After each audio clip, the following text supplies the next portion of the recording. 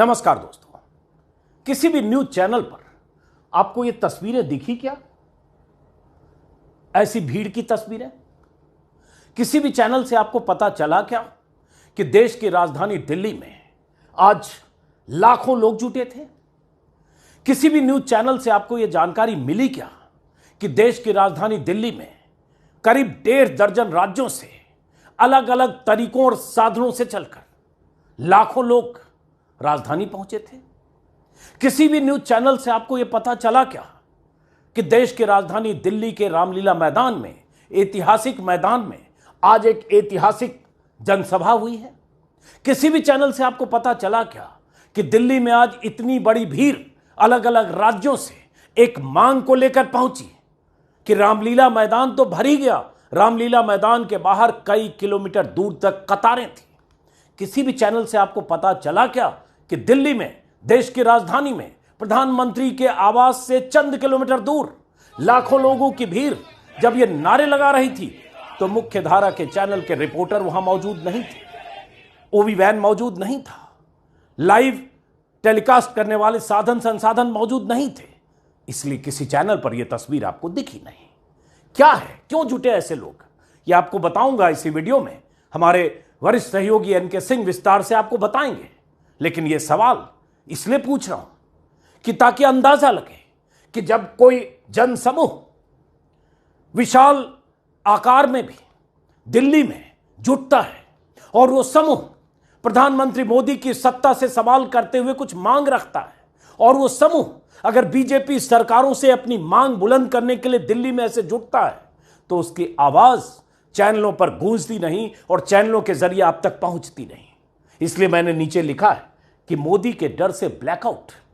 क्या यह मुमकिन है कि दिल्ली में लाखों लोग जुट जाएं, विशाल जनसभा हो और उसके बाद चैनल पर 2, 4, 3 मिनट के लिए भी वो खबर न दिखे तो क्यों न मान लें कि मोदी के डर से यह ब्लैकआउट है, क्योंकि ये जो लोग जुटे थे इनकी मांग मोदी और मोदी की सत्ता से है, बीजेपी की सरकार से है। ये लोग ओपीएस की मांग को लेकर जुटे थे, ओल्ड पेंशन स्कीम, जो पेंशन स्कीम कांग्रेस शासित राज्यों में 4 राज्यों में लागू है और झारखंड में लागू है, बाकी बच गए बीजेपी शासित राज्य।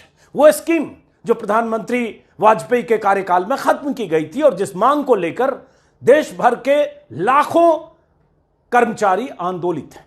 क्या नारे लगे, और फिर कहूंगा एनके सिंह विस्तार से इस पेंशन स्कीम के बारे में कुछ मिनट के बाद इस वीडियो में आप देखेंगे। मेरा मकसद तो यह बताना था कि चैनल कैसे ब्लैकआउट करते हैं अगर आप बड़े जन आंदोलन का किरदार बनकर दिल्ली पहुंचते हैं, लेकिन उस आंदोलन की मांग अगर मोदी की तरफ है तो वो उस आंदोलन की आवाजों को कैसे दबाया जाता है। अब ये तस्वीर देखिए और इस आवाज को सुनिए।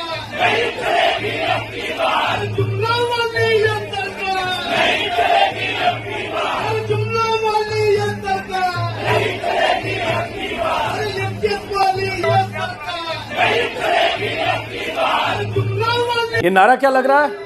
ये नारा लग रहा है जुमलों वाली ये सरकार नहीं चलेगी अब की बार। जुमले किसके? प्रधानमंत्री मोदी के। मांग किससे? प्रधानमंत्री मोदी और बीजेपी की सरकारों से। अब ये तस्वीर देखिए, इसलिए मैंने कहा ये ऐतिहासिक तस्वीरें। अब ये रामलीला मैदान खचाखच भरा हुआ है, वायरल वीडियो है ट्विटर के हवाले से। इतने सिर हैं कि यहां दूर दूर तक रामलीला मैदान में कोई पैर रखने की जगह नहीं, और यह सब स्वतःस्फूर्त है। ये किसी राजनीतिक दल की तरफ से जुटाई गई भीड़ नहीं है। इनके लिए 50 रेलगाड़ियां और हजारों बसें, उसके इंतजाम बीजेपी या कांग्रेस किसी दल ने नहीं किए। ये वो संगठन है, देश भर के संगठन, जो संगठन मांग कर रहे हैं ओपीएस, ओल्ड पेंशन स्कीम के लिए, और काफी दिनों से तैयारी कर रहे थे। अब तस्वीरें देखते जाइए। आप इसी से सोचिए कि इतनी बड़ी खबर को, इतनी बड़ी सभा को, इतने बड़े जनसमूह में उठी मांग को कैसे चैनल्स की तरफ से दबा दिया गया और आप तक ये मांग पहुंची नहीं, आप तक ये तस्वीरें पहुंची नहीं। ये तस्वीर, सारी तस्वीर अभी कुछ घंटे पहले की दिल्ली की है।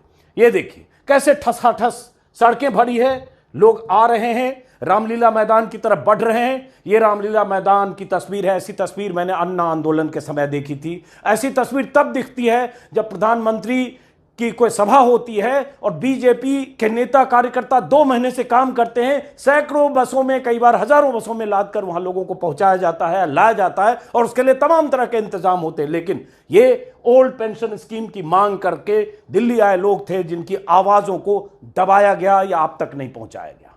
तो अब विस्तार से सुनिए एनके सिंह क्या बता रहे हैं, इनकी मांग क्या है और यह मांग कैसे मोदी के लिए मुसीबत बनने वाला है, यह मांग कैसे हिमाचल में बहुत बड़ा मुद्दा बना और यह मांग अगर इस तरह से इस बड़े जनसमूह से विस्तार पाकर देश के 1.5 दर्जन राज्यों में ऐसे फैलता है तो 7 महीने बाद, 6 महीने बाद होने वाले लोकसभा चुनाव में इसका क्या असर होगा। और यही असर, इसी का डर तो नहीं कि प्रधानमंत्री मोदी या उनके डर से यह ब्लैकआउट कर दिया गया चैनलों पर। आज की सबसे बड़ी खबर, ट्विटर पर, सोशल मीडिया पर अगर ये वीडियो, ये तस्वीरें नहीं तैर रही होती तो शायद हम जैसे, आप जैसे लोगों को पता नहीं चलता, हालांकि हमारे संवाददाता वहां मौजूद थे। अब एनके सिंह से विस्तार से सुनिए और समझिए कि ओपीएस कैसे बहुत बड़ा मुद्दा अगले 6 महीने में बनने जा रहा है। सुनिए एनके सिंह से।